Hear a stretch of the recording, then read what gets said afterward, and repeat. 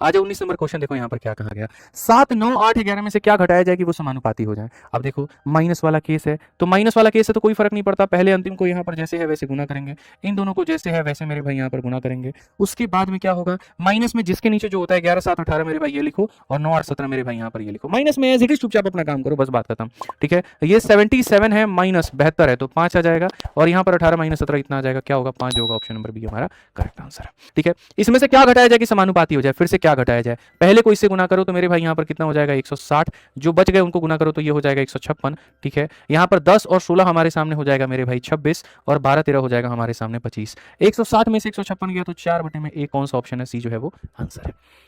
Fourth proportion to 12, 18 and 6। ठीक है, यहाँ पर 3 संख्या दी गई है, याद रखना। तो यहाँ पर क्या रखोगे गुरुजी, पहली संख्या, दूसरी संख्या, तीसरी संख्या, चौथी संख्या, याद रखिए हमारे भाई साहब। ठीक है, और इसमें कहा गया फोर्थ प्रोपोर्शन यानी उसको एक्स मानना है, और बाकी लोगों को एज इट इज रख देना है, खाली इतना काम करो। तो कहा गया इस संख्या का जो फोर्थ प्रोपोर्शन है is same as third proportion, ये सेम होगा मेरे भाई यहाँ पर। ठीक है, यहाँ पर ये क्या होगा, सेम होगा, और किसका, थर्ड प्रोपोर्शन टू 4 एन के। अब यहाँ पर ये देखोगे तो केस नंबर 1 था जो शुरू शुरू में पढ़ाया, और ये केस नंबर 2 है, इसका मेरे भाई थर्ड प्रोपोर्शन। इसमें भी क्या होता है, तो इसमें भी मेरे भाई यहाँ पर वही बात है कि वैसे ही 4 लाइनें खींची जाती हैं। ठीक है, और इसमें कहा गया थर्ड प्रोपोर्शन, तो उसको मेरे भाई यहाँ पर जो है वो वाई मान लीजिए आप, यहाँ पर कि वाई मान लेंगे। ठीक है, समझिएगा मेरी बात को। प्रोपोर्शन टू 4 के, पहले 4 आ जाएगा, फिर यहाँ पर के आ जाएगा, और यहाँ के है तो यहाँ भी क्या आ जाएगा, के आ जाएगा। तो असल में जो x का मान होगा वही उठ करके यहाँ चला आएगा। ठीक है, ये मेरे भाई यहाँ पर बात है। ठीक है, कि जो इसका फोर्थ प्रोपोर्शन है वही इसका थर्ड प्रोपोर्शन है। आई रिपीट, जो इसका फोर्थ प्रोपोर्शन है वही इसका मेरे भाई यहाँ पर क्या थर्ड प्रोपोर्शन है। तो पहले यहाँ पर इसका मान हम पता करते हैं। कैसे पता करेंगे मेरे चैंपियंस, बताओ जल्दी से।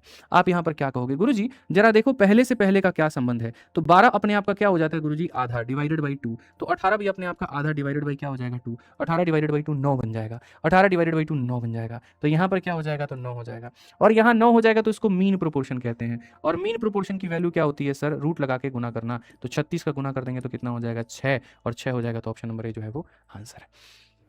तो इसको बोलते हैं मिक्स क्वेश्चन। मिक्स क्वेश्चन का मतलब क्या हुआ, दोनों को कंबाइन करके मेरे भाई सवाल यहाँ पे आ जाओ। चलो 14 नंबर क्वेश्चन देखो यहाँ पर क्या कहा गया। 14 number question, fourth proportion of मेरे भाई यहाँ पर फलाना एंड फलाना इज 33।